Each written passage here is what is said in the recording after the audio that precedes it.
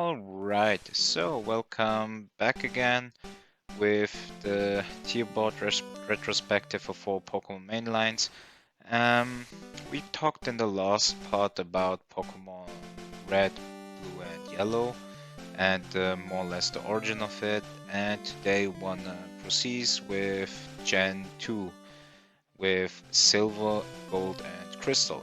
So all these three episodes came and were introduced for the Game Boy Color, so you finally got your Pokemon spirits in the colors they meant to be. So because back then you only had this option to see them black and white, and since Gold and Silver, the spirit has also the colors with it. And what should I have to say? I mean, as a second part for the Pokemon games, Pokemon Gold and Silver made everything right. Just to say it clear. I mean, you start in a new region, so you're playing again as a boy, getting your starters, going through the Johto region, which is just so, even though it's super small in comparison to other regions, right? However, it was so full with different possibilities what you can do in Johto, and it was full of history, and it felt even more like an RPG than the first generations.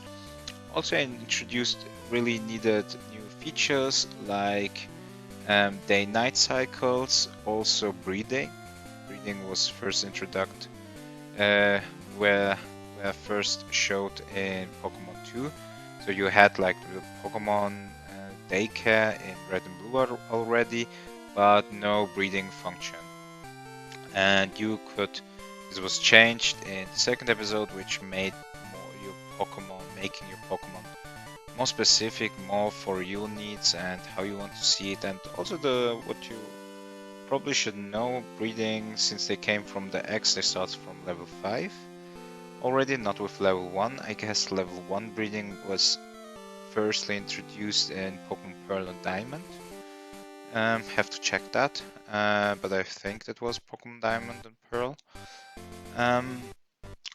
Second big thing was the two new types that was introduced with Steel and Dark type, which helped a lot. So talking about the Psychics from the Gen 1, that you had the Dark type that could more or less counter the Psychics.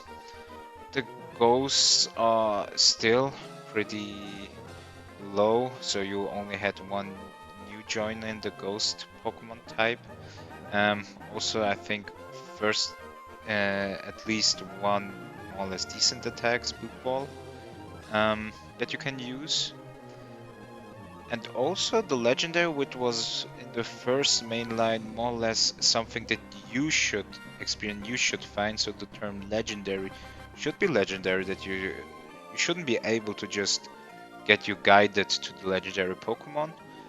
This was changed with the second part, while you first of all saw on the cover page both legendary Pokemons that was version exclusive, and also based on the fact that more or less after the 7th batch that the player got a notification if they that they could go catch the legendary. However, it's still up to you to really go and catch them. If you don't want to do that, you don't have to do it. And that's again something that I really like about the Pokemon game, that back then that you had the possibility to also choose if you wanted to catch the legendary or not.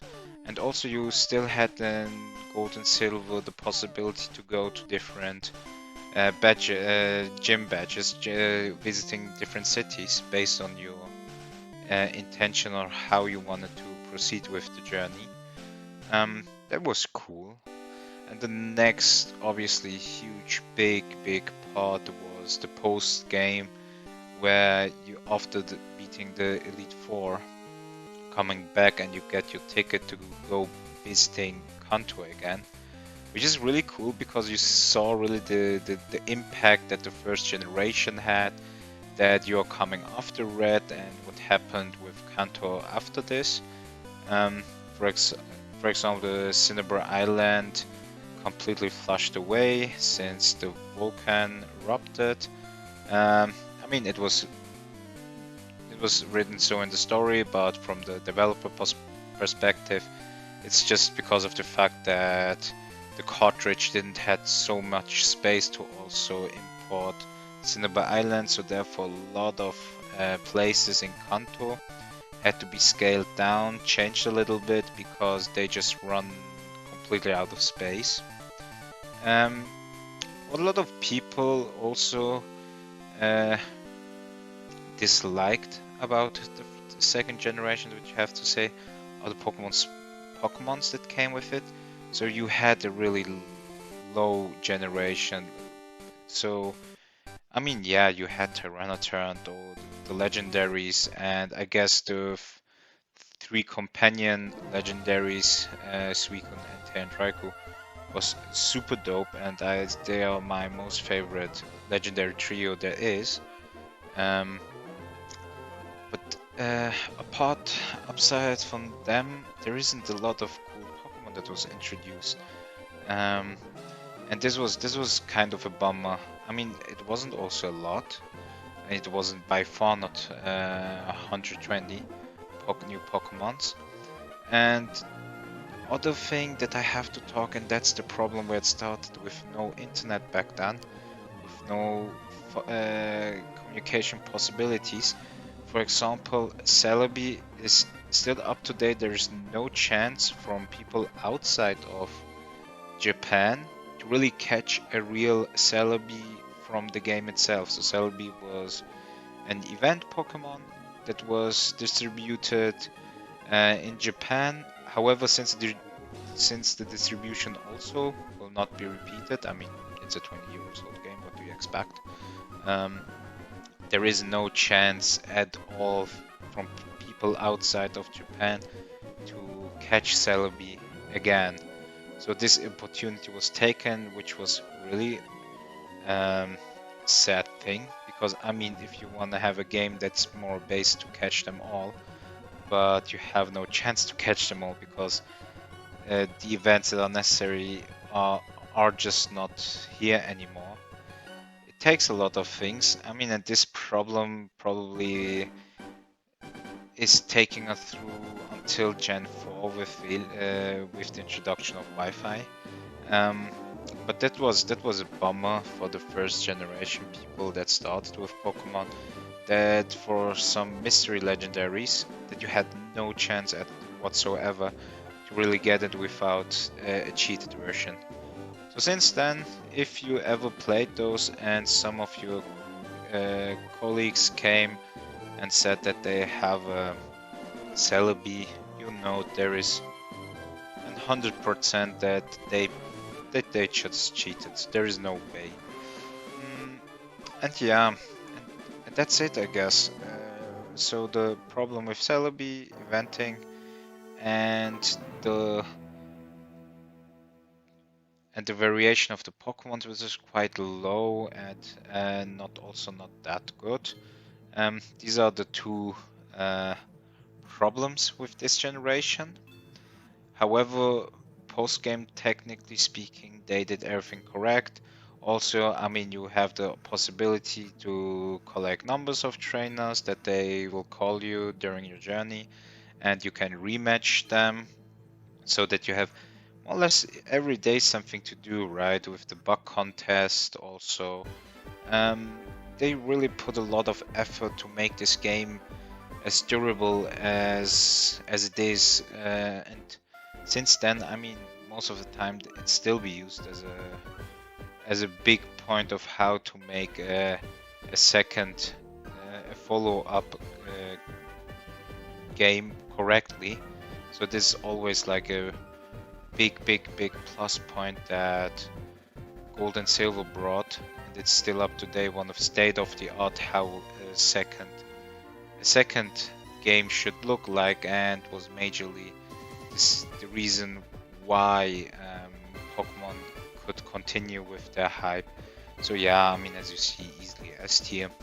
For Crystal, also fun fact, what I have to add, there's two big changes. Also, starting from this game on, you had the possibility to choose also a girl character, and also you have a little bit of animation during the battle. So your sprites, as soon as the battle starts, the Pokemon sprite had a small animation in it. Also, you could see how you can throw the Pokeball, the trainer, how you calculate throwing the Pokeball.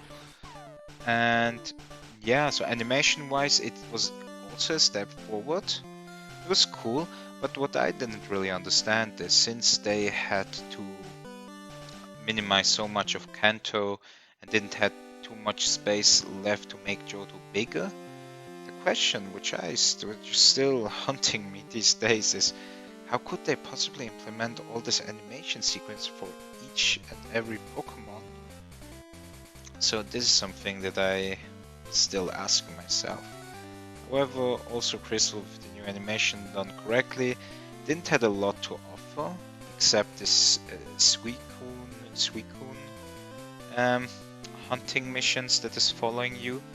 But else, I mean, it was just great. And yeah, that was already the second generation. And I think it's also a good point where we can stop this video today. We will continue with the third generation, and there's also a major cutting point here in the whole history of Pokemon, since there is no possibility to transfer your Gen 1, Gen 2 Pokemons over to the third generation. Which I have to say, for example, in the second generation it was even possible to send your Pokemon from Gold and Silver to Red and Blue and Yellow. That is time capsuling Nurse Joy that you could, but you have to be the Pokemons that you can send over had to be obviously first generation Pokemon. Next of that, and also they couldn't hold any items that aren't existing in the first generation, and this goes also for attacks. But yeah, so transfer from second to first generation, which I guess is also not common then from the other games, but this was a possibility back then. But there was no chance again to bring your Pokemon from the first two generations over to the third one. And I guess that's a good way. There's a good point of cutting it. And yeah, thank you for listening, and we will see you in the third part of the Pokemon retrospective view.